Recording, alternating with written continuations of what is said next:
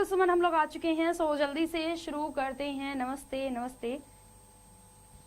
चले तो शुरू करते हैं, जल्दी से आंसर करना शुरू कीजिएगा आप लोग कि क्या भाई यहाँ पे हमारा आंसर रहेगा। ठीक है, चले।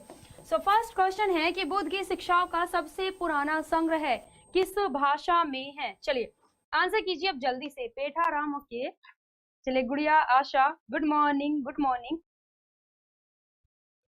ओके। चलिए तृप्ति, चलिए सो आंसर करेंगे।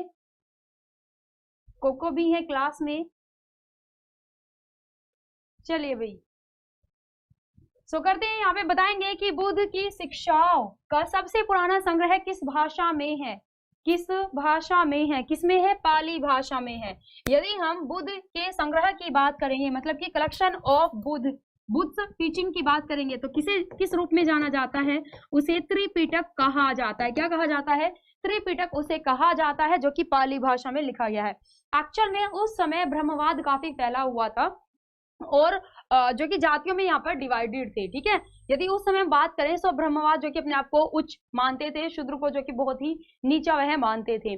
सो उस समय जो कि संस्कृत भाषा प्रयोग में लाई जाती थी वह एक तरह से ब्राह्मणों की भाषा कही जाती थी या फिर उच्च वर्ग की भाषा बोल सकते हैं। सो जैसे कि यहाँ पे जैन धर्म, बुद्ध धर्म का उदय हुआ है, सो वह शूद्रों या फिर जिन्हें की अछूत कहा जाता था, सो उन लोगों के उदय के लिए ही इन धर्मों का उदय हुआ था। ठीक है, सो इन्होंने संस्कृत भाषा को न अपनाते हुए अपनी भाषा को अपनाया था, जिसे कि पाली भाषा यहाँ पर कहा गया था। ठीक है, सो आंसर क्या हो जाएगा यहाँ पे? पाली आपका आंसर यहाँ पर हो जाएगा। ठीक है, चलिए सो देन नेक्स्ट हम लोग आगे बढ़ेंगे। क्वेश्चन है हमारा कि serum institute of India private limited का मुख्यालय कहाँ स्थित है? बताएंगे मुख्यालय कहाँ पर स्थित है? Miss Haryanvi, okay. चलिए बताएंगे यहाँ पे। चलिए आंसर करेंगे यहाँ पे, बताएंगे क्या हो जाएगा। सीरम इंस्टीट्यूट ऑफ इंडिया यह कहाँ पर है? पुणे में है। कहाँ पर है? पुणे में है। उसके बाद हम लोग अदर शहरों की बात कर लेते हैं। जैसे कि यदि हम कोलकाता की बात करें तो यहाँ पर केंद्रीय जूट प्रौद्योगिकी संस्थान है। ठीक है, संस्थान यहाँ पर है। क्लियर। द नेक्स्ट है यहाँ पे हैदराबाद। यदि हैदराबाद की बात की जाए तो हैदराबाद में कौन सा है? यहाँ पे भारतीय पोषण संस्थान। कौन सा है यहाँ पे? भारतीय पोषण संस्थान यहाँ पर है।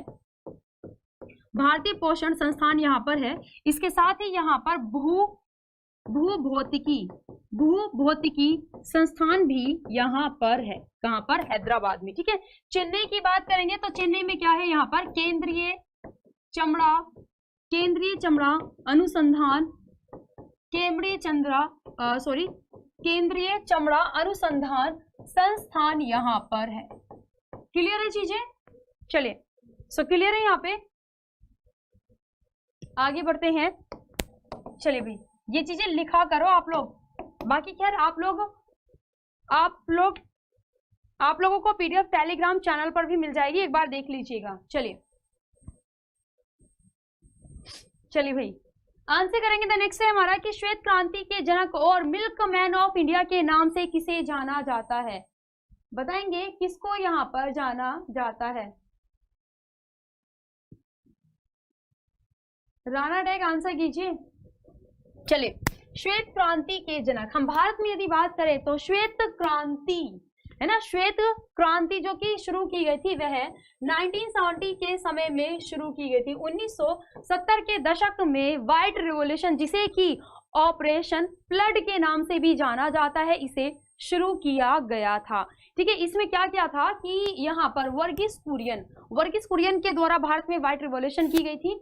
इन्होंने अपने मित्र HM दयाल के साथ में मिलकर के भैंस के दूध से पाउडर और पाउडर से किस तरह से एक गाढ़ा दूध बनाया जाता है, इसका आविष्कार किया था। और इन्हीं के प्रयासों के चलते भारत में अमूल डेयरी की स्थापना की गई थी और उसी समय भारत में NDDB मतलब कि नेशनल डेयरी डेवलपमेंट बोर्ड की भी स्थापना की गई थी। ठीक है, तो याद रखिएगा यहाँ पे क्या आंसर हो जाएगा आपका? यहाँ पे आपका डी ऑप्शन आंसर हो जाएगा। चलिए आगे बढ़ेंगे भाई क्वेश्चन में कि निम्नलिखित में से किस राज्य में द्विसदनीय विधायिका नहीं है? हमारे 28 राज्यों में बात की जाए तो विधान सभा सभी राज्यों में है, ठीक है। बट यदि हम विधान परिषद की बात करें, यदि हम विधान परिषद की बात करें तो कितने राज्यों में है? 6 राज्यों में है। अभी पश्चिम बंगाल को अभी परमिशन मिल गई है, बट अभी वहां पर बनी नहीं है, ठीक है। जब बनाई जाएगी तो आपको करंट अफेयर के थ्रू यहाँ पर चीजें पता चल जाएंगी। खैर, बात करते हैं यहाँ पे विधान परिषद की बात करें तो कितने हैं? 6 राज्यों में है। और वह 6 कौन कौन से राज्य हैं? एक तो है कर्नाटक, ठीक है, एक है आंध्र प्रदेश, एक है तेलंगाना, ठीक है, एंड फिर है महाराष्ट्र, फिर है यूपी, एंड फिर है यहाँ पर बिहार। ये 6 राज्य हैं जहां पर विधान परिषद है। क्या है? विधान परिषद है, जिसे कि भाई यहाँ पर द्विसदनीय विधायिका यहाँ पर आपकी है, जो कि 6 राज्यों में है, ठीक है। अब यदि हम विधान परिषद की बात करें तो सबसे ज्यादा सीट विधान परिषद की सबसे ज्यादा जो कि सीट है वह 100 है, और किस राज्य में है? यूपी राज्य में है। अब चलिए मैच करते हैं। बिहार में विधानसभा विधान परिषद है, उत्तर प्रदेश में भी विधानसभा विधान परिषद है, महाराष्ट्र में भी है। कहां पर नहीं है? मध्य प्रदेश में नहीं है। तो आपका आंसर क्या हो जाएगा यहाँ पर? मध्य प्रदेश यहाँ पे आंसर हो जाएगा, ठीक है।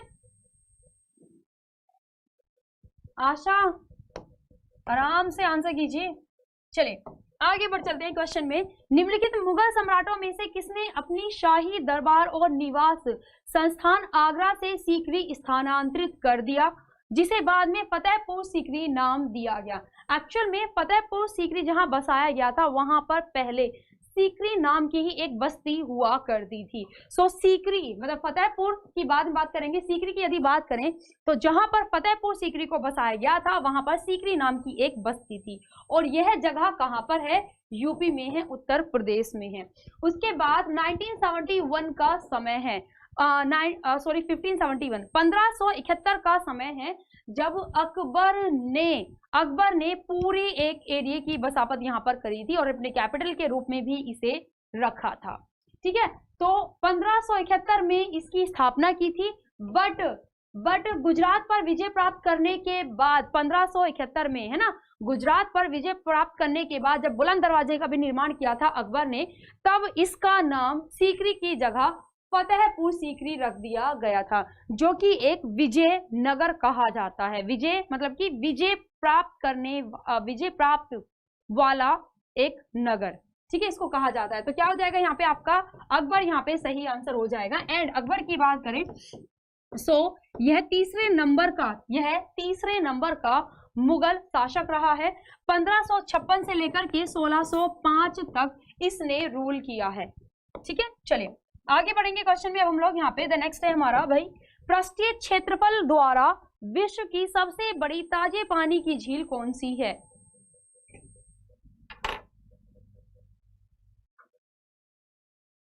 लग रहा है कि आप लोग रिलैक्स हो गए हैं कि एग्जाम में काफी टाइम है, अब हा हा ही करो और बस मजे लो।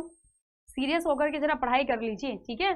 अगर आपको क्वेश्चन का आंसर आता है बहुत अच्छी बात है, बट उसके साथ साथ में कुछ एक्स्ट्रा इंफॉर्मेशन भी शेयर किया करो, इससे आपका रिवीजन होगा, ठीक है। बाकी बच्चों से बातचीत करने से अच्छा है कि सुबह नाश्ते में 1 पूरी खाई थी कि 2 पूरी खाई थी, तो इन चीजों को थोड़ा सा अवॉइड किया करो।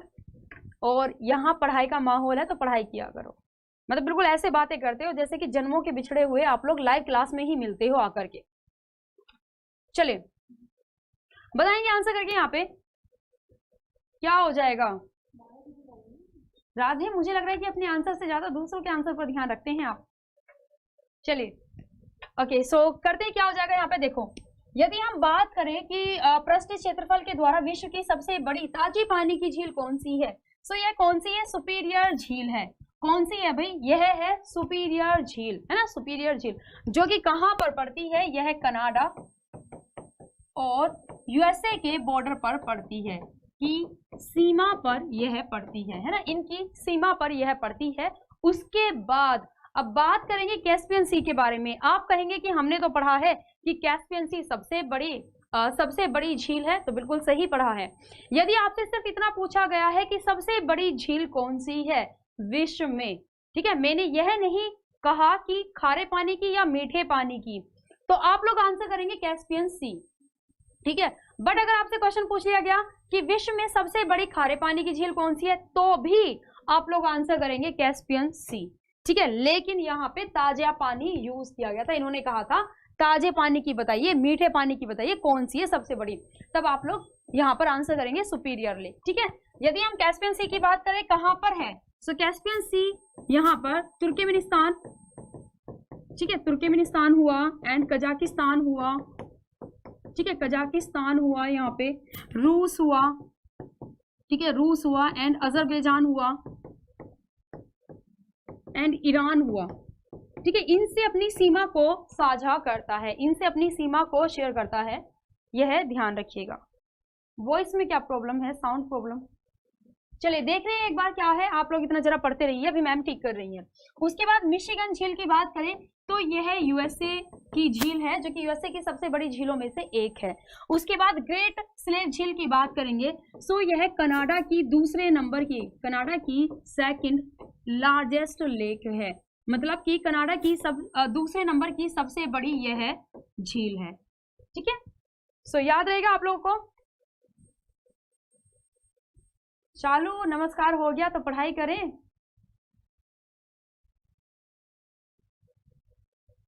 चलिए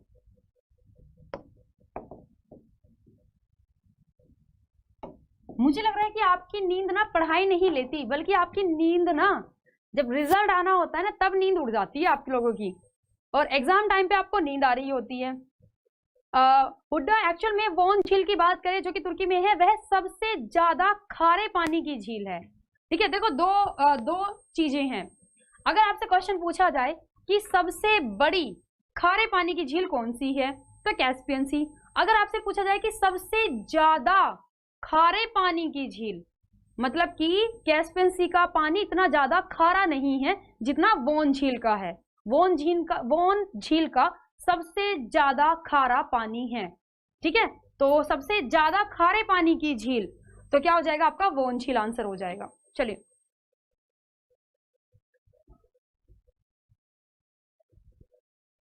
क्वेश्चन है आपका कि ओपी भारद्वाज का मई 2021 में नई दिल्ली में निधन हो गया, वे किस खेल में भारत के पहले द्रोणाचार्य पुरस्कार विजेता कोच यहाँ पर रहे हैं। देखो भाई, यदि हम द्रोणाचार्य पुरस्कार की बात करें, इसकी शुरुआत कब की गई है, आंसर कीजिए आप लोग। मैं ये पढ़ा चुकी हूँ आप लोगों को काफी बार। द्रोणाचार्य पुरस्कार किसमें दिया जाता है, यह या तो ट्रेनर को दिया जाता है ना, या फिर कोच को दिया जाता है। ठीक है, किसको दिया जाता है, या तो ट्रेनर या फिर कोच को दिया जाता है। और ओपी भारद्वाज, इन्हें सबसे पहली बार जब द्रोणाचार्य पुरस्कार दिया गया था तो वह 3 व्यक्तियों को दिया गया था, 3 व्यक्तियों को दिया गया था, जिसमें से एक थे ओपी भारद्वाज। इन्हें मुक्केबाजी में यह पुरस्कार यहाँ पर दिया गया था। बाकी व्यक्तियों की बात करें तो दूसरे नंबर के जो व्यक्ति थे वह थे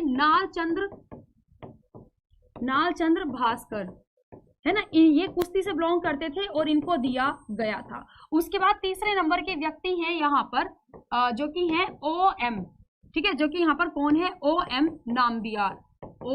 नाम्बियार हैं। यह एक एथलीट है, इनको दिया गया था। ये 3 व्यक्ति थे जिन्हें की सबसे पहली बार दिया गया था। बहुत अच्छे, तेरी दीवानी, बहुत सही है। 1985 में इसकी शुरुआत की गई थी। वर्तमान समय में यह regular and life time category में दिया जाता है। लाइफ टाइम कैटेगरी की बात की जाए तो भाई लाइफ टाइम कैटेगरी में 15 लाख रुपए दिए जाते हैं और रेगुलर कैटेगरी में दिए जाते हैं 10 लाख रुपए। ठीक है, बाकी जस्ट कॉमन यदि आपसे पूछा जाए कि सबसे ज्यादा पुरुष यहाँ पर द्रोणाचार्य में पूछा जाए कि द्रोणाचार्य में मैक्सिमम प्राइज मनी कितनी दी जाती है, या सिर्फ पूछा जाए कि प्राइज मनी कितनी दी जाती है, तो आप लोग आंसर करेंगे 15 लाख रुपए। ठीक है, चलिए सो आगे बढ़े क्वेश्चन में हम लोग। द नेक्स्ट है हमारा यहाँ पे कि किसने all India forward block party की स्थापना की थी, किसने की थी, बताएंगे यहाँ पे, क्या आंसर आपका हो जाएगा, जल्दी से आंसर करेंगे।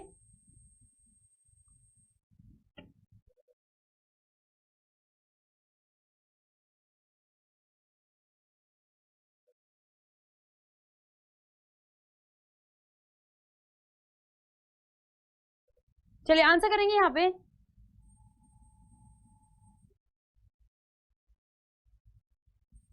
सोनो बास्केटबॉल में 5 प्लेयर्स होते हैं आपके,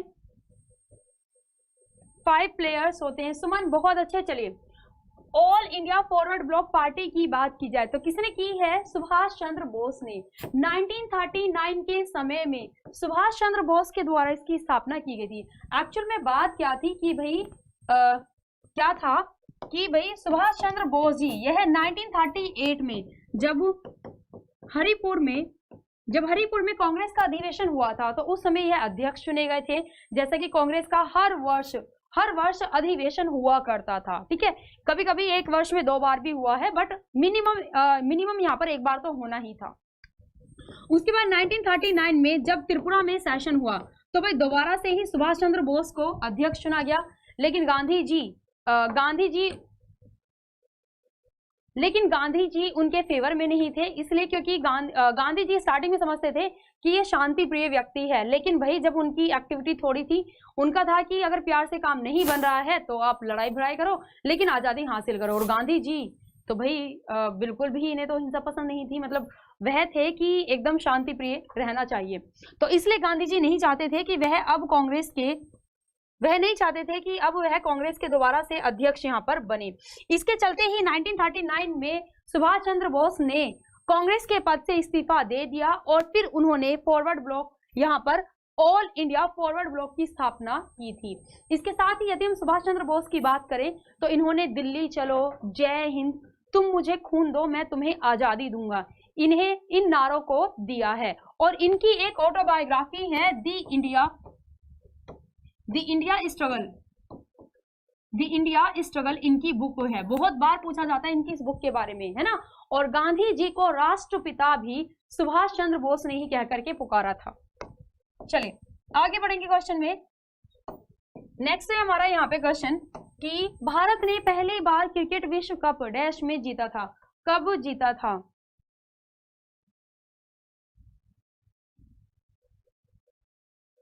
चलिए हाँ बिल्कुल, बिंग अनुज। एक्चुअल में पट्टा भी सिद्धारमैया को चाहते थे गांधी जी वह अध्यक्ष बने, लेकिन फिर वह भी नहीं बने थे। एंड उसका रीजन वैसे बुक्स में नहीं मिला कि क्यों नहीं बने थे, लेकिन हाँ फिर 1939 में डॉक्टर राजेंद्र प्रसाद बने थे अध्यक्ष।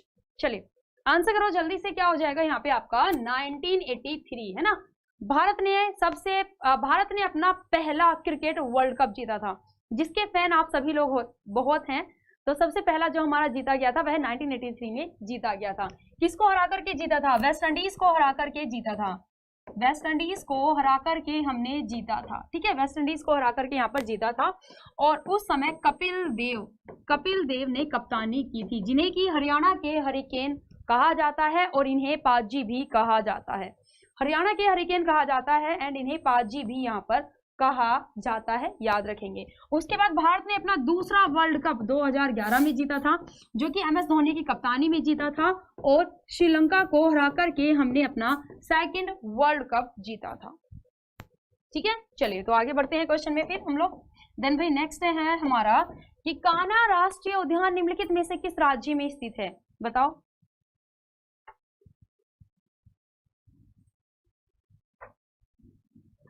चलिए जो भी हो, लेकिन मुझे लगता है कि आपको अपने सत्याग्रह की रिस्पेक्ट तो करनी चाहिए, क्योंकि टेढ़ा है वो, है ना कि टेढ़ा है बट पर मेरा है, तो वो फॉलो करना चाहिए। चलिए, कुछ बुराइयों के चलते इंसान बुरा नहीं हो जाता, और बुराई सबके अंदर होती है, हमारे अंदर भी है। हमारे अंदर क्या है नहीं, हम क्या परफेक्ट हैं? हमारे अंदर भी तो है ना। तो किसी की बुराई देखना उसकी अच्छाई के कंपेयर में वो गलत चीज है, जबकि अच्छाई ज्यादा है उनकी। चलिए आगे आंसर करेंगे। यहाँ पे क्या हो जाएगा आपका? मध्य प्रदेश। क्या हो जाएगा भाई? मध्य प्रदेश। मध्य प्रदेश की बात की जाए तो भाई यहाँ पे पन्ना नेशनल पार्क भी है, यहाँ पे सतपुड़ा नेशनल पार्क भी है, यहाँ पे जीवाश्म नेशनल पार्क भी है, यहाँ पर पेंच भी है ना। पेंच एक तो मध्य प्रदेश से और एक महाराष्ट्र से, दोनों से ही अपने बॉर्डर को शेयर करता है। उसके बाद महाराष्ट्र की बात करेंगे सो यहाँ पे तडोबा है ना, यहाँ पे नवेगांव है, यहाँ पे गुगामल है ना, यहाँ पे गुगामल है, यहाँ पे संजय गांधी है, संजय गांधी नेशनल पार्क अभी है ना, जिसकी ब्रांड एम्बेसडर कौन है? रवीना टंडन, वही जो कि अखियों से गोली मारती हैं रवीना टंडन, वो इसकी ब्रांड एम्बेसडर है संजय गांधी नेशनल पार्क की। ठीक है, छत्तीसगढ़ की बात करेंगे सो इंद्रावती है यहाँ पर, इंद्रावती नेशनल पार्क है यहाँ पे कांगेर घाटी नेशनल पार्क है। ठीक है, कांगेर घाटी नेशनल पार्क है यहाँ पर, इंद्रावती है, और एक है गुरु घासीदास, एक है गुरु घासीदास नेशनल पार्क यहाँ पर ही है। यूपी की बात करें, यूपी में एक है दुधवा नेशनल पार्क। ठीक है, तो ये कुछ नेशनल पार्क हैं जो कि मैंने आप लोगों को बताए हैं, याद रखिएगा। चलिए फिर आगे बढ़ चलते हैं क्वेश्चन में। द नेक्स्ट भी हमारा यहाँ पे क्वेश्चन है, प्रसिद्ध समाचार पत्र द हितवाद की स्थापना भारतीय स्वतंत्रता सेनानी ने की है। हाँ बिल्कुल कोको, चले तो क्लास को जरा शेयर कर दिया करो आप लोग, कंजूसपंती नहीं करनी है क्लास को शेयर करने में, क्योंकि क्लास में अभी बच्चे बहुत ही कम आ रहे हैं, तो एक बार क्लास को शेयर किया करो। लाइव बहुत अच्छे समझ रहे हैं हम। चलिए आगे आंसर करेंगे बच्चों यहाँ पे। द हितवाद की बात करेंगे तो 1911 में यह न्यूज़पेपर शुरू किया गया था, किसके द्वारा? गोपाल कृष्ण गोखले के द्वारा। गोपाल कृष्ण गोखले जो कि गांधी जी के राजनीतिक गुरु रहे हैं, इन्होंने ही गांधी जी को फंसाया था खैर मजाक है, इन्होंने ही गांधी जी को मोटिवेट किया था। इनको मतलब लग रहा था कि भाई ये व्यक्ति है अकेला, ये वहां पे लड़ गया था साउथ अफ्रीका में, सो अपने देश में भी लड़ेगा, और बिल्कुल लीडर भले ही कैसे भी हैं, मतलब कैसी भी उनकी बुराइयां रही हैं, बट उनकी बहुत अच्छाई है। भीड़ में से आगे चलना भी बहुत बड़ी बात होती है। कभी आगे बढ़ करके देखिएगा आप, 4 लोगों में भी घबराएंगे आगे बढ़ते हुए, तो ये तो सभी के आगे बढ़ करके चले थे, तो हिम्मत तो है ना बंदे में। चलिए अरविंदो घोष की बात करेंगे। 1905 में वंदे मातरम न्यूज़पेपर इन्होंने शुरू किया था, जो कि इंग्लिश में पब्लिश यहाँ पर हुआ करता था उस समय। ठीक है, बाल गंगाधर तिलक की बात करेंगे। बाल गंगाधर तिलक के द्वारा कौन कौन से न्यूज़पेपर चलाए गए थे? एक तो मराठी न्यूज़पेपर चलाया गया था, यह चलाया गया था इंग्लिश भाषा में। ठीक है, एक बाल गंगाधर तिलक के द्वारा केसरी न्यूज़पेपर चलाया गया था, यह चलाया गया था मराठा भाषा में। ठीक है, यह मराठा भाषा में चलाया गया था। देन जेम्स अगस्टस हिक्की, जानते हैं इनके बारे में? इंडियन कानपुर एक्चुअल में क्या होगा कि कल ना हमारा टाइम टेबल अनाउंस होने वाला है, देन फिर हम लोग क्लास को करेंगे। ठीक है, बिल्कुल सही कहा कुलदीप, पीछे तो सभी चलते हैं, आगे चल करके देखिए पैर कांपने लगेंगे आपके। चले बताएंगे यहाँ पे क्या आंसर आपका रहेगा, क्या आंसर यहाँ पे रहेगा? जेम्स अगस्टस हिक्की ने बंगाल गैजेट न्यूज़पेपर को चलाया था, और भारत का सबसे पहला न्यूज़पेपर था बंगाल गैजेट, जो कि किस भाषा में? इंग्लिश भाषा में यहाँ पर पब्लिश हुआ था। ठीक है, बहुत बार पूछा जाता है कि भारत का सबसे पहला न्यूज़पेपर कौन सा था, सो बंगाल गैजेट, जो कि जेम्स अगस्टस हिक्की के द्वारा शुरू किया गया था। बट यदि भारत का सबसे पहला हिंदी न्यूज़पेपर आपसे पूछा जाए तो आप लोग आंसर करेंगे उद्दंत मार्तंड, जो कि जुगल किशोर के द्वारा शुरू किया गया था, सबसे पहला हिंदू न्यूज़पेपर था। चलिए आगे बढ़ेंगे यहाँ पे कि ऑस्ट्रेलियाई ओपन का 2021 संस्करण किसने जीता है? किसने यहाँ पर जीता है, बताएंगे आंसर करके। हाँ सुमन बिल्कुल सही, बहुत सही भाई, बहुत होशियार हैं आप। चलिए रजत बहुत सही। चलिए आगे आंसर करते हैं। ऑस्ट्रेलिया ओपन जो कि 4 ग्रैंड स्लैम में से एक है, जनवरी से फरवरी के महीने में इसका आयोजन किया जाता है। हार्ड कोर्ट पर खेला जाता है, मतलब कि सख्त सतह पर यह खेला जाता है, और 1905 में इसकी शुरुआत हुई है। इसे किसने जीता है? नोवाक जोकोविच ने जीता है। किसे हरा करके जीता था? मेदवेदेव को हरा करके फाइनल में इन्होंने इसको जीता था। इसके साथ ही नोवाक जोकोविच ने 2021 में फ्रेंच ओपन को भी जीत लिया है, और विंबलडन ओपन को भी जीत लिया है, और विंबलडन ओपन को भी यहां पर जीत लिया है नोवाक जोकोविच ने, याद रखिएगा। क्लियर है? इसके साथ ही यदि ऑस्ट्रेलिया ओपन की बात करें कि महिला में किसने जीता है, महिलाओं में इसको किसने जीता है? सिंगल्स में। सो वह जीता है यहाँ पर नाओमी ओसाका ने। नाओमी ओसाका ने इसको जीता है, याद रखेंगे, ठीक है। नाओमी ओसाका ने इसको यहाँ पर जीता है। चलिए आगे बढ़ेंगे। चलिए सबसे मुश्किल क्वेश्चन आज का सबसे टफ क्वेश्चन, आंसर करो। चलिए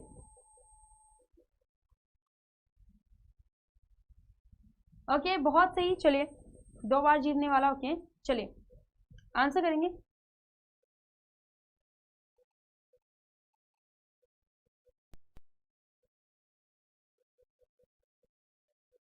चलिए आंसर करेंगे। यहाँ पे क्या रहेगा? बहुत सही, क्या हो जाएगा? पुतली बाई, ठीक है। महात्मा गांधी की मदर का नाम की बात करें तो पुतली बाई है, कस्तूरबा बाई उनकी वाइफ है, ठीक है। चलिए आगे बढ़ेंगे क्वेश्चन में। द नेक्स्ट है हमारा अगला क्वेश्चन। मुश्किल क्वेश्चन में भी आप लोगों ने बहुत टाइम लगा दिया सोच विचारने में। पहले आपने जोड़ा, घटाया, गुणा भाग किया और फिर रिजल्ट निकाला क्वेश्चन का। जी बिल्कुल, कुलदीप पुतली बाई है भाई, कैसे बात कर रहे हो। चलिए आगे बढ़ेंगे। सो क्वेश्चन है हमारा यहाँ पे कि गुवाहाटी उच्च न्यायालय का किस राज्य पर कोई क्षेत्रीय अधिकार क्षेत्र नहीं है। देखो एक्चुअल में क्या होता है, आप जानते हैं वर्तमान समय में भारत में 25 हाईकोर्ट की संख्या है, बट राज्य कितने हैं? 28 हैं। केंद्र शासित प्रदेश कितने हैं? 8 हैं। तो अगर सभी के लिए हो तो इनकी गिनती तो ज्यादा हो जाती है, ठीक है। और 25 हाईकोर्ट हैं सिर्फ, तो भाई एक हाईकोर्ट जो की है वह एक से ज्यादा राज्यों के लिए लग सकता है। तो इसी तरह से यदि मैं गुवाहाटी हाईकोर्ट की बात करूं तो ये टोटल 4 राज्यों के लिए लगता है। यह टोटल 4 राज्यों के लिए लगता है। अब इन 4 राज्यों में हम देखते हैं कौन कौन से राज्य हैं। तो एक तो असम स्वयं हो गया, असम के लिए लगता है ना। एक हो गया कौन सा यहाँ पे? अरुणाचल प्रदेश हो गया, अरुणाचल प्रदेश के लिए भी लगता है, ठीक है। अरुणाचल प्रदेश के लिए भी लगता है। देन नेक्स्ट यहाँ पे नागालैंड के लिए भी लगता है, ठीक है। उसके बाद 4th पे आ जाता है मिजोरम, मिजोरम के लिए भी लगता है, मिजोरम के लिए भी लगता है। इन 4 राज्यों के लिए लगता है गुवाहाटी हाईकोर्ट, ठीक है। तो आपसे पूछा था किस क्षेत्र के लिए नहीं लगता है, तो क्या हो जाएगा? मेघालय आपका आंसर हो जाएगा। फिर मेघालय के लिए कौन सा हाईकोर्ट लगता है? मेघालय की जो कि राजधानी है शिलोंग, यहाँ पर ही मेघालय राज्य का हाईकोर्ट बना हुआ है और मेघालय राज्य का अपना हाईकोर्ट है, ठीक है। चलिए आगे बढ़ेंगे क्वेश्चन में। द नेक्स्ट है हमारा यहाँ पे कि भाई आर्य समाज के संदर्भ में निम्नलिखित में से कौन सा या से कथन यहाँ पर गलत है? आर्य समाज बताएंगे। चलिए बताएंगे यहाँ पे। यदि हम आर्य समाज की बात करें तो भाई आर्य समाज की स्थापना कब की गई थी? 1875 में की गई थी, स्वामी दयानंद सरस्वती के द्वारा की गई थी। स्वामी दयानंद सरस्वती के द्वारा इसकी स्थापना की गई थी और इसी समय इन्होंने वेदों की ओर लौटो का नारा भी दिया था। वेदों की ओर लौटो का नारा भी इन्होंने दिया था, ठीक है। चले बताएंगे कि इनकरेक्ट कौन सा है। चले बताएंगे भाई आंसर यहाँ पे क्या रहेगा। देखो यह मानता है कि धर्म क्रिया का मार्गदर्शक सिद्धांत होना चाहिए। बिल्कुल ये बात सही है। यह भगवान के अस्तित्व पर सवाल उठाता है। एक्चुअल में इसमें लिखा गया है कि भगवान सभी के लिए पूजनीय है, मतलब ऐसा कुछ नहीं है कि ये डाउट में है भगवान है कि नहीं है, ऐसा बिल्कुल भी नहीं है। बल्कि आर्य धर्म में कहा गया है कि भगवान सभी के लिए पूजनीय है, मतलब कि सभी को भगवान जी की पूजा करनी चाहिए। तो ये वाला कथन इसमें बिल्कुल गलत है। इसने ब्राह्मण प्रायोजित धार्मिक संस्कारों पर हमला किया, बिल्कुल किया। क्यों? क्योंकि इनका मानना था कि भाई ऐसा नहीं है कि आप ब्राह्मणवाद हैं, आप ब्राह्मण हैं सो आप हाई क्लास के हो गए, है ना, और जो कि शूद्र हैं वह लो क्लास के हो गए, ऐसा नहीं है। सभी समान है, ह्यूमन है, मानव मानव है, धर्म सभी का समान है, ठीक है, कोई ऊंच नीच नहीं है। ये बिल्कुल सही है। चलिए इसने जाति की कठोरता और अस्पृश्यता को दर्शाया, सो यह भी बिल्कुल सही यहाँ पर आंसर है, ठीक है। यहाँ पे जो कि गलत है कथन वह कौन सा है? बी ऑप्शन, और यही हमें ढूंढना था। चलिए आगे बढ़ेंगे। यहाँ पे द नेक्स्ट है हमारा कि फ्यूचर इन्वेस्टमेंट इनिशिएटिव फोरम 2021 के चौथे संस्करण को किसने संबोधित किया। यदि हम बात करें यहाँ पे फॉर्म इन्वेस्टमेंट इनिशिएटिव फोरम के बारे में, तो यह रियाद में हुआ था। कहां पर हुआ था? रियाद में। अब रियाद कहां पर है? रियाद है भाई सऊदी अरब की राजधानी, सऊदी अरब की राजधानी है, यहाँ पर यह इनिशिएटिव हुआ था, जिसको संबोधित किया था डॉक्टर हर्षवर्धन ने। किसने किया था? डॉक्टर हर्षवर्धन ने इसे यहाँ पर संबोधित किया था। चलिए, म्यांमार की नई राजधानी है कौन सी?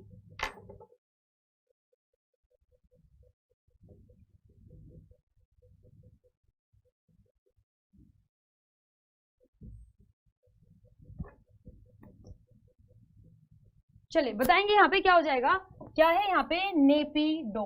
क्या है? नेपिडो इसको इसकी कैपिटल है। चलिए, तृतीय क्षेत्र का दूसरा नाम क्या है? तृतीय क्षेत्र एक्चुअल में यदि हम सेक्टर की बात करें, क्षेत्र की बात करें, तो 3 सेक्टर हैं। प्राथमिक सेक्टर की बात करें, मतलब कि प्राइमरी सेक्टर की बात करें, प्राथमिक सेक्टर, तो ये वह सेक्टर होता है जहां से हमें डायरेक्ट चीजें मिलती हैं, जैसे कि एग्रीकल्चर है, हमें गेहूं मिल रहे हैं, चावल मिल रहे हैं, दाल मिल रही है, सो डायरेक्ट मिल रहे हैं, सो एग्रीकल्चर हुआ। एंड प्राइमरी सेक्टर को कृषि और सहायक सेक्टर भी कहा जाता है, मतलब कि क्षेत्र भी कहा जाता है। ठीक है, उसके बाद हम बात करें, उसके बाद हम लोग बात करें यहाँ पर सेकेंडरी के बारे में। सेकेंडरी सेक्टर कौन सा है?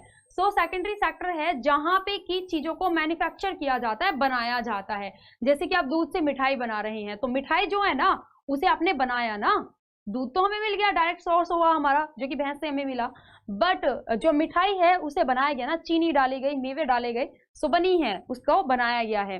जंगल की लकड़ी से आपने चेयर बनाई, सो वह मैन्युफैक्चर आपने की है, सो ये आपका सेकेंडरी सेक्टर आ जाता है। जो थर्ड सेक्टर आता है, जैसा कि यहाँ पे आपको दिया गया है, यह आपका आ जाता है सेवा क्षेत्र में।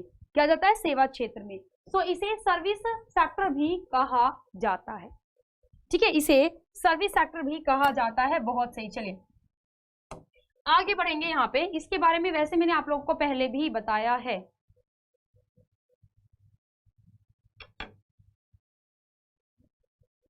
आर्यन अंकिता से हाय हेलो हो गया, पढ़ाई करो।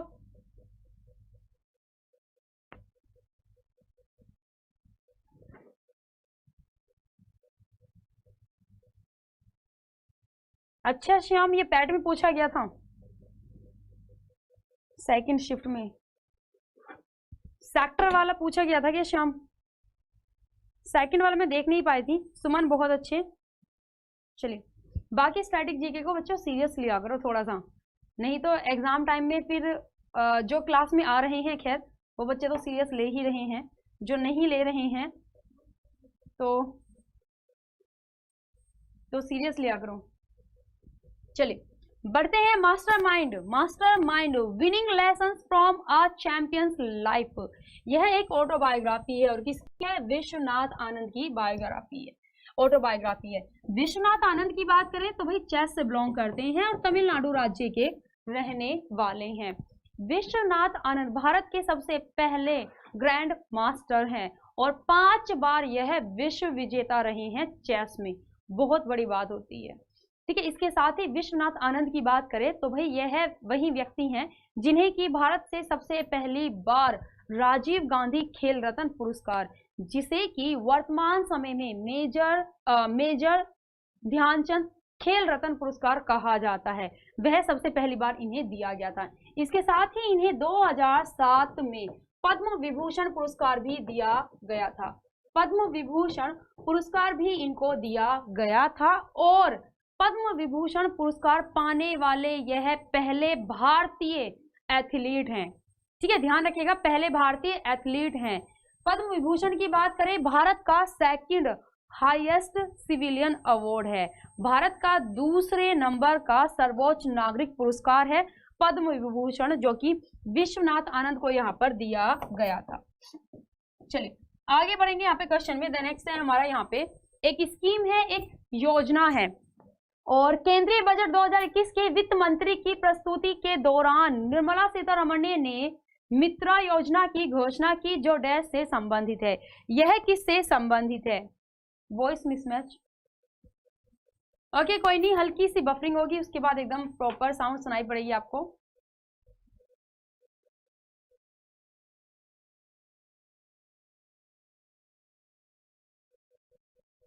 चलिए आंसर करेंगे यहाँ पे, क्या रहेगा आपका?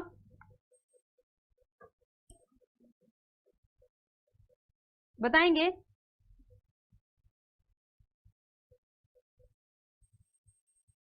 मेगा इन्वेस्टमेंट टेक्सटाइल पार्क, बहुत सही।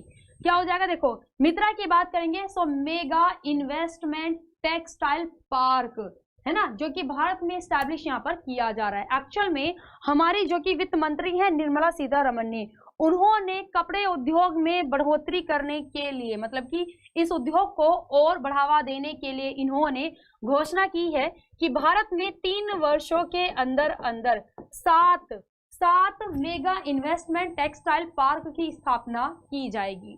ठीक है, तो उसी से ही संबंधित है यह मित्र योजना, जो कि क्या आंसर हो जाएगा यहाँ पे आपका? टेक्सटाइल इंडस्ट्रीज यहाँ पे आपका आंसर हो जाएगा। ठीक है, मित्र कपड़े दे,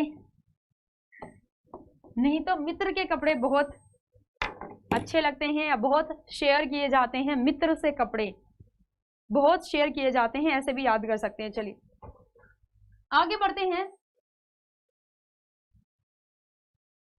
चलिए द नेक्स्ट है कि उबेर कप, जिसे कभी कभी महिलाओं के लिए विश्व टीम चैंपियनशिप कहा जाता है, किस खेल से संबंधित है? बताएंगे?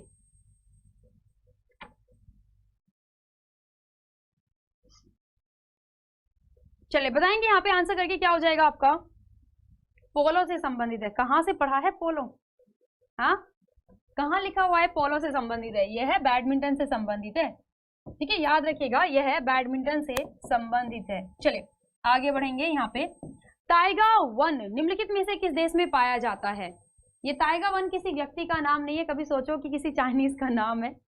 टाइगा वन मतलब कि फॉरेस्ट, टाइगा फॉरेस्ट। ठीक है, क्या हो जाएगा यहाँ पे? टाइगा फॉरेस्ट की बात की जा रही है, किसी व्यक्ति की खोजबीन नहीं चल रही है। तो टाइगा फॉरेस्ट के बारे में बताएंगे कि टाइगा फॉरेस्ट निम्नलिखित में से किस देश में पाया जाता है? ध्यान रखिएगा, यह फॉरेस्ट पाए जाते हैं रशिया में। ठीक है, और इसके साथ ही रूस ऐसा देश है जहां पर क्षेत्रफल के अनुसार सबसे ज्यादा फॉरेस्ट हैं कंपेयर टू अदर कंट्रीज। हमारा भारत 10वें नंबर पर आता है फॉरेस्ट कवरिंग के क्षेत्र में। ठीक है, ब्राजील में है क्या?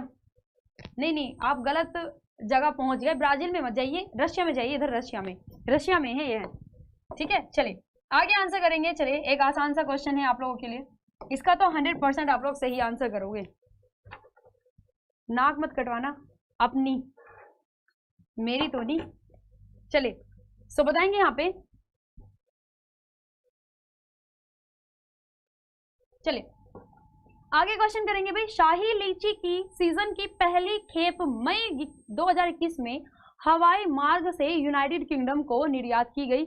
शाही लीची किस राज्य का जीआई टैग है? शाही लीची किस राज्य का जीआई टैग है? अरे वाह, बहुत सही, बिल्कुल साहिल में ब्राजील में अमेजोन है, जिसे कि लंग्स ऑफ अर्थ भी कहा जाता है अमेजन फॉरेस्ट को। चलिए बिहार, बहुत अच्छे, क्या हो जाएगा यहाँ पे? बिहार राज्य आपका आंसर हो जाएगा, है ना। बिहार राज्य की शाही लीची बहुत फेमस है। चलिए एक और क्वेश्चन आपका। हिस्ट्री तो आप पढ़ते ही होंगे, सर बहुत अच्छे से आपको पढ़ाते हैं हिस्ट्री, तो अब जरा आंसर कीजिए। गुलाम वंश के किस शासक ने दीवान ए अर्ज विभाग की स्थापना की? दीवान ए अर्ज की विभाग की स्थापना की। बहुत बढ़िया, चलिए आंसर करेंगे। एक्चुअल में मोहित थ्योरी की जगह अगर आप फैक्ट की प्रैक्टिस करें डेली, तो स्टार्टिंग में मैं आपको क्वेश्चंस के थ्रू ही ज्यादा प्रेफर करूंगी कि आप क्वेश्चंस के थ्रू चीजें कवर करेंगे तो आपको ज्यादा फायदा मिलेगा। बलबन, बहुत बढ़िया, बहुत अच्छे, क्या हो जाएगा? बलबन। ठीक है, बलबन यहाँ पे आपका आंसर रहेगा। चलिए आगे बढ़ेंगे कि किस फिल्म ने 93वें अकादमी पुरस्कार से अधिकतम पुरस्कार जीते हैं? चलिए, और कल आप लोगों के लिए और भी शानदार क्वेश्चन होंगे, बहुत अच्छे। और बट आप लोगों के लिए एक काम है मेरी साइड से कि कल आप लोगों को स्टैटिक जीके की जो कि क्लास शुरू होगी, ये क्लास आपको कल पहले शेयर करनी है सभी ग्रुप्स में। ठीक है, सभी ग्रुप में शेयर कीजिएगा ताकि जो स्टूडेंट की स्ट्रेंथ है वह आज से ज्यादा रहे, और एटलीस्ट डबल तक तो पहुंचनी ही चाहिए ना। तो क्लास को शेयर कीजिएगा कल बहुत अच्छे से, और कल और भी बेहतरीन क्वेश्चंस मैं आप लोग के लिए लेकर के आऊंगी। चलिए बताएंगे यहाँ पे क्या रहेगा, नोमाडलैंड। बहुत सही, क्या हो जाएगा, नोमाडलैंड। नोमाडलैंड फिल्म की बात करते हैं तो इसकी जो कि डायरेक्टर रही है वह क्ले झाओ रही है। कौन रही है, क्ले झाओ यहाँ पर रही है। क्ले झाओ ने इस फिल्म को डायरेक्ट किया है एंड क्ले झाओ को इस फिल्म के डायरेक्ट करने के लिए बेस्ट डायरेक्टर के लिए ऑस्कर, एक्चुअल में अकादमी पुरस्कार को ही ऑस्कर अवार्ड कहा जाता है, तो इनको यहाँ पर दिया गया था। ठीक है, इसके साथ ही फ्रांसीसी मैकडॉर्मंड जिन्होंने की नोमाडलैंड फिल्म में एज अ लीड एक्ट्रेस की भूमिका निभाई है, उन्हें बेस्ट एक्ट्रेस मतलब कि सर्वश्रेष्ठ अभिनेत्री के लिए ऑस्कर पुरस्कार दिया गया है।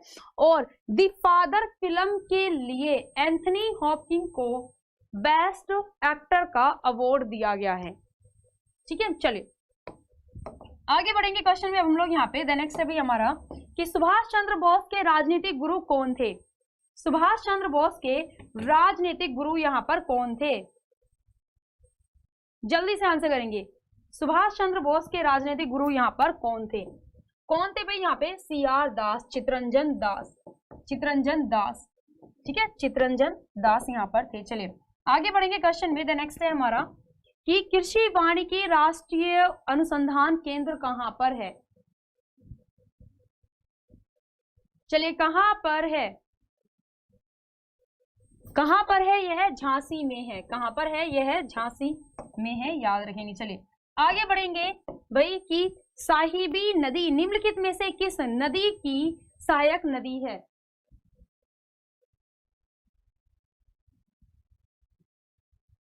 बताएंगे,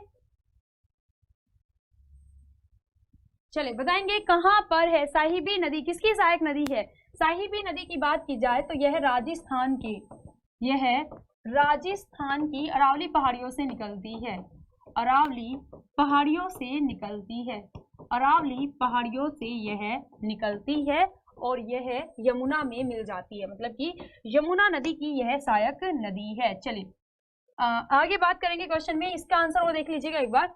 मोबाइल पर EPFO सेवाओं का लाभ उठाने के लिए निम्नलिखित में से उमंग एप्लीकेशन को यहां पर उपयोग में लाया जाता है। ठीक है, इसका रैंडमली आंसर याद रख लीजिएगा। चलिए आगे बात करेंगे कि दक्षिण चीन सागर फिलीपीन सागर के साथ किस जलडमरू से जुड़ा हुआ है। फिलीपीन सागर के साथ किस जलडमरू से जुड़ा हुआ है। कोई बात नहीं कुलदीप, आज के बाद यह पहली बार सुना हुआ नहीं रहेगा, अब से आपको याद रहेगा। चलिए प्रिया नहीं, यहाँ पे उमंग आपका आंसर सही है। चलिए शुभम कल टाइम टेबल लॉन्च हो रहा है तो तब देख लीजिएगा। चलिए आगे करते हैं, क्या हो जाएगा यहाँ पे आपका लुजोन जलडमरू है ना। ताइवान की बात करते हैं सो यह ताइवान के मध्य में पड़ता है। तशो यहाँ पे तशोशिमा की बात करेंगे तो यह कोरिया देशों के यहाँ पर पड़ता है। और सुंडा की बात करेंगे सो इंडोनेशिया, जो कि जावा और सुमात्रा को यहाँ पर जोड़ने का काम करता है।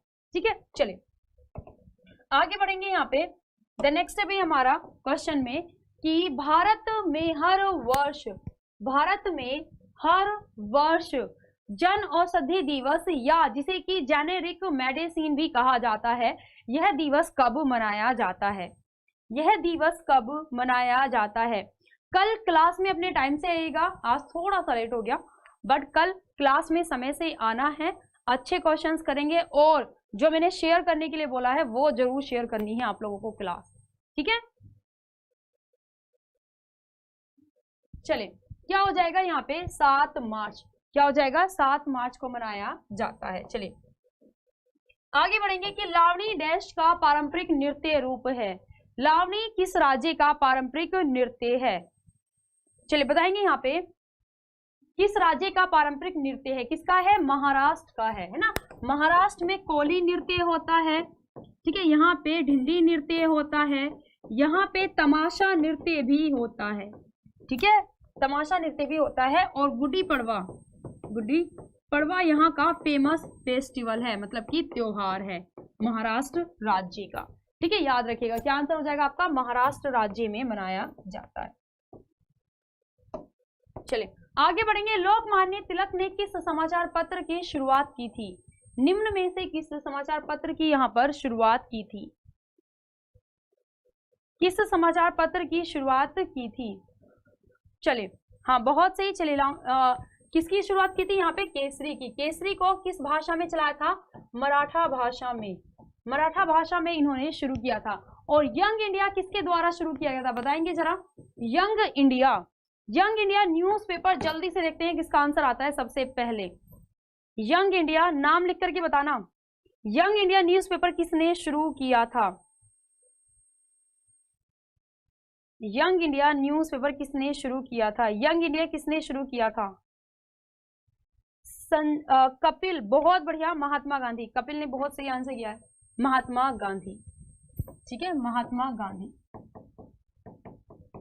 महात्मा गांधी के द्वारा यह शुरू किया गया था, याद रखिएगा, बहुत बार पूछा जाता है गांधी जी से रिलेटेड है क्वेश्चन। ठीक है, चलिए आगे बढ़ते हैं क्वेश्चन में। द नेक्स्ट है हमारा कि जनवरी 2021 में निम्नलिखित में से किस राज्य की झांकी को गणतंत्र दिवस परेड झांकी में प्रथम पुरस्कार से सम्मानित किया गया था? हमारा जो कि 26 जनवरी को गणतंत्र दिवस यहाँ पर मनाया गया था, सो इसमें किस राज्य के द्वारा जो कि परेड में जो कि झांकियां यहाँ पर निकाली जाती हैं जो कि राज्यों की द्वारा एक बेस्ट थीम के ऊपर प्रदर्शित की जाती है ना? तो किस राज्य की झांकी को प्रथम पुरस्कार यहाँ पर दिया गया था? याद रखिएगा, उत्तर प्रदेश राज्य की झांकी को दिया गया था।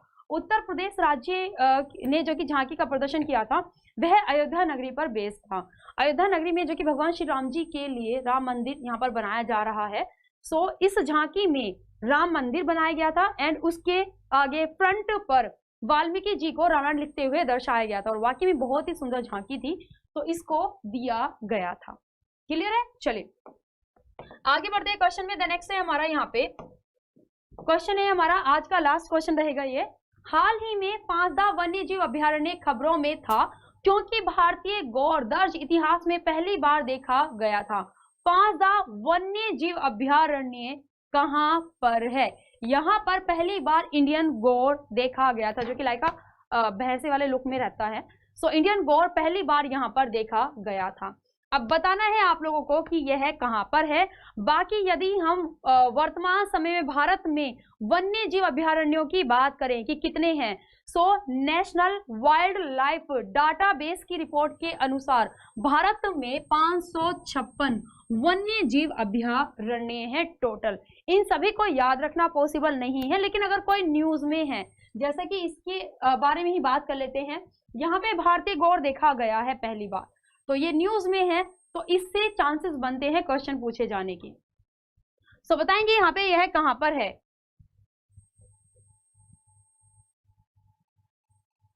यह महाराष्ट्र में है। कैसे करके मानोगे तुम लोग?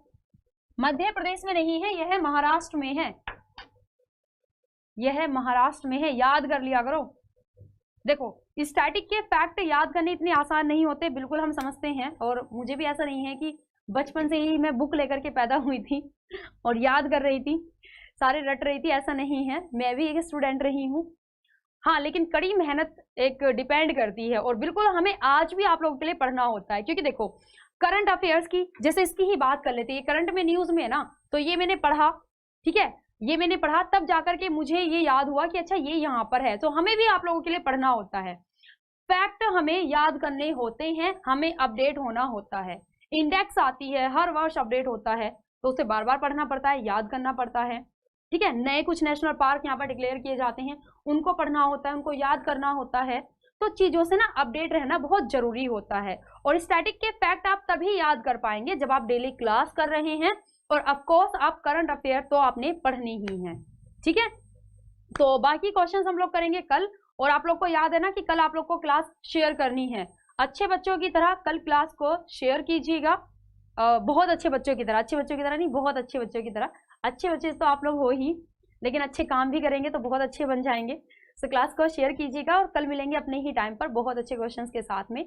बाकी अपना ख्याल रखिएगा, और एग्जाम के लिए स्टैटिक पढ़ना बहुत जरूरी है, बात को समझिए, नहीं तो एग्जाम टाइम पे फिर मैं आपको ताने मारूंगी क्वेश्चंस दिखा दिखा करके। इसलिए उन तानों से तभी बचोगे जब अच्छे से पढ़ाई करोगे, ठीक है। चलिए मिलते हैं कल अपने ही समय पर। सो क्लास को लाइक कीजिएगा। So thank you students, and जय हिंद, जय भारत।